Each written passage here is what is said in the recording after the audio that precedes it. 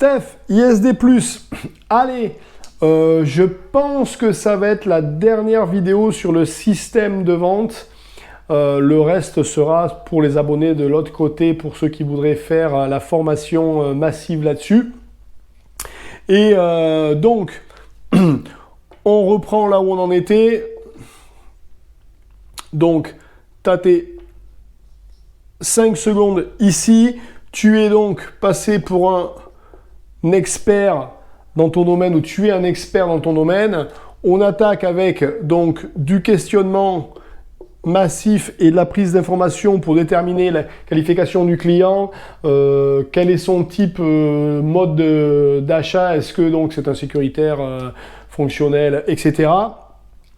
Et puis on garde le contrôle de la vente, on ne s'évade pas là-haut, et on va passer ici à notre première proposition. 90 ou 95% des cas, le mec ou la femme ne va pas acheter à ce niveau-là. Parce que c'est pas le moment de l'année, son conjoint n'est pas là, il faut qu'il en parle à ses grands-parents, il n'a pas sa carte bleue, on arrive au mois de décembre, il y a les impôts à payer, l'été arrive, etc., etc., etc. Et donc, avec la bonne tonalité et les bons mots, on vient de passer donc du questionnement à votre première propale ici. Ici se joue un silence et va se passer immédiatement sa première objection. Et là, je vous donne du concret. Hein. On va faire du côté des abonnés, vous allez avoir une formation complète là-dessus, mais ce que je vais vous dire là, c'est assez intéressant. Donc, il va faire une première objection. Cette objection-là, on ne va même pas la traiter. Mais attends, comment ça, Steph? On ne va pas traiter l'objection. Et non, on ne va même pas traiter l'objection. Parce que l'objection, cette objection-là, elle n'a aucune importance. Ce qu'on va faire, c'est qu'on va lui dire, et là, je vous donne les mots qui vont bien. J'ai bien compris ce que vous m'avez dit, ou j'ai entendu ce qu'on m'avait dit, mais laissez-moi vous poser une question. Et, donc, on lui dit de façon verbale et non verbale, donc, et dans son émotionnel et dans son verbal, on lui dit « j'ai bien entendu ou j'ai bien tenu compte de ce que vous m'avez dit, mais laissez-moi poser une question ». Et donc, on l'a écouté, il est content, il nous a donné son objection, et on va revenir ici. Et là, on repart dans le système de questionnement, il va répondre à une question, machin, etc., etc., se recrée un échange. Donc ici, va se créer un deuxième échange, où vous allez retraiter des sujets, mais n'allez pas traiter l'objection qui est là d'abord. Allez lui dire... Donc, admettons, le gars, il vous a dit oui, mais le produit, il est trop cher pour le moment. Bon, j'ai bien entendu ce que vous m'avez dit, mais laissez-moi vous poser une question. Donc, si j'ai bien compris, vous êtes très intéressé pour acheter des stylos dans votre entreprise, vous en avez besoin, et votre plus grand problème, c'est, vous savez donc que nous, en termes de, et vous êtes reparti pour faire une mini déballe, ce qu'on appelle la déballe, hein, donc, lui reposer des questions, lui reparler du produit, lui reparler de vous, de la société, etc., etc., etc., etc. Et puis, vous allez le ramener à la propale. Dans 90% des cas, l'objection qu'il va reformuler, parce qu'il va en reformuler une deuxième, donc, objection 1, objection 2, n'aura rien à voir avec la première, que vous n'avez toujours pas traité. Et ça, c'est extraordinaire. Et deuxième objection, et on revient. Et en fait, l'objection qui est là, en fait, elles ne sont que 3, c'est toujours les mêmes. Ces 3 objections, ces 3 lignes, je donnerai ça aussi pour ceux qui vont faire la formation complète. Et ce ne sont les seules choses qui l'intéressent. Tout ce qui vous raconte là comme objection, ce sont des fausses objections. Ça ne sert à rien de les traiter. Ne rentrez pas dans ce jeu-là. Rentrez dans le traitement de ces objections-là. Ce serait absolument la même chose que de vouloir le suivre quand il vous parle de la pêche à la truite, parce que la réelle objection, ce n'est pas ce qu'il est en train de vous dire. Ce n'est pas parce que c'est le mois de janvier, ce n'est pas parce qu'il n'en a pas parlé à sa femme, et ce n'est pas parce que je ne sais quoi. Et donc, ce qu'on va faire, on va de nouveau le ramener sur une boucle, et le ramener sur une boucle, et le ramener sur une boucle. On va augmenter le système, donc, vous vous rappelez, hein, on va augmenter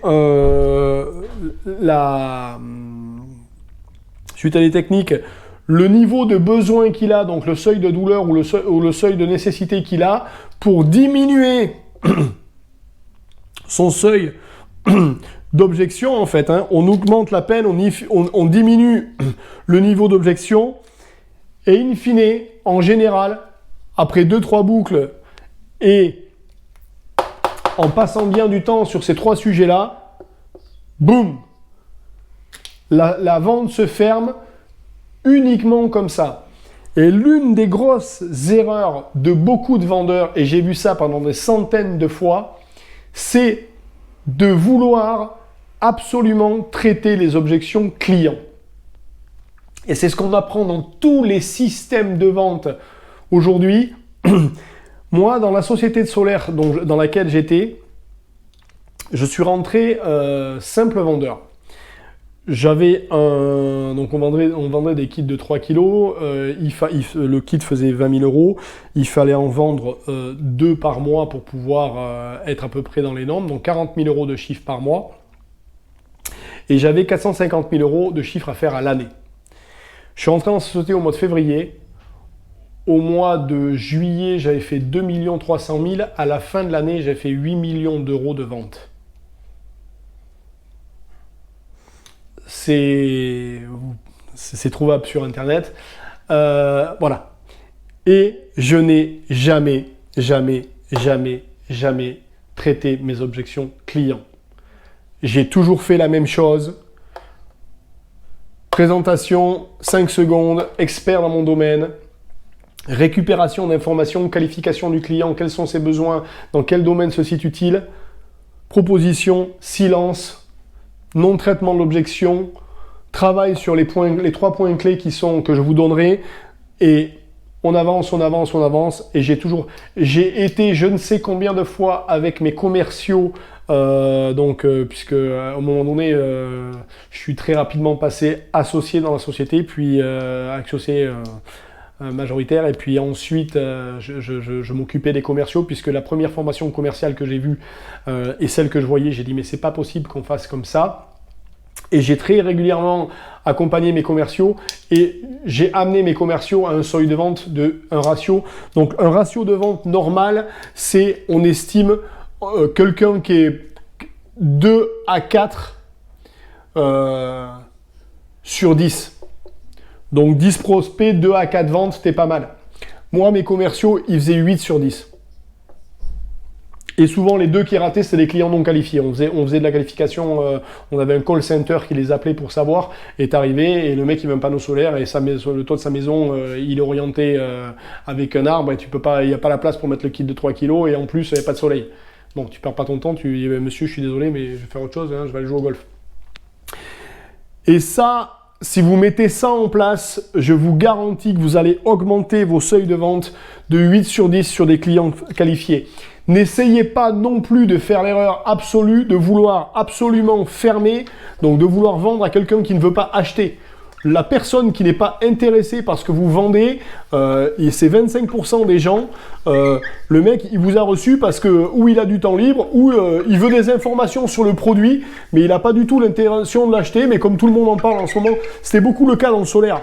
Les gars, vous laissez venir et n'avez pas du tout l'intention d'acheter. Ça m'arrivait 2-3 fois d'aller chez des gens et dire « Alors monsieur, vous êtes intéressé par les produits solaires ?» Et le gars me dit non, pas du tout, mais bon, comme je sais que c'est très à la mode aujourd'hui, je voulais savoir exactement comment ça marchait. Ah, désolé monsieur, mais je suis pas venu vous faire un exposé là, ça va pas être possible. Donc je vous souhaite une bonne soirée et bonne journée. Et je m'en allais. Je n'essayais pas de fermer un client qui n'est pas fermable. Donc ne faites pas ça, mais sur un client qualifié, vous allez faire 8 sur 10 si vous appliquez ce système de vente. Ça, c'est garanti. N'hésitez pas à venir prendre la formation en ligne complète là-dessus. Je vous donne toutes les... Je ne veux pas mettre ça ici parce que justement, je ne fais pas comme les gens qui sont dans l'immobilier et qui vendent, qui disent oui, je vais vous apprendre à comment acheter dans l'immobilier et qui se mettent encore plus de monde sur le marché de l'immobilier. C'est une aberration complète.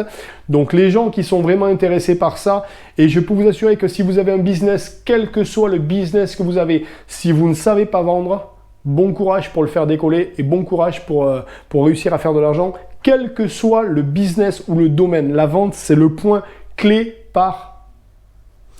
et c'est applicable donc à la vente en ligne et forcément dans la formation, on fera la formation appliquée au système, que ce soit une chaîne YouTube, que ce soit un site de vente en ligne, que ce soit exactement ce système-là est applicable avec l'augmentation, l'analyse de la douleur, l'augmentation de la douleur, le système de questionnement, etc.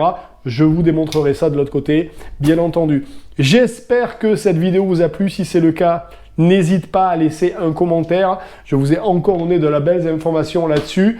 Mets un pouce vers le haut. N'hésite pas à t'abonner à cette chaîne YouTube, à mettre la petite cloche. Et je vous dis, les prochaines vidéos seront sur... donc, fini le système de vente direct. On va attaquer sur les business en ligne. Merci, ciao, ciao. Et 8 sur 10. Ouais, c'est des ratios assez énormes. Hein.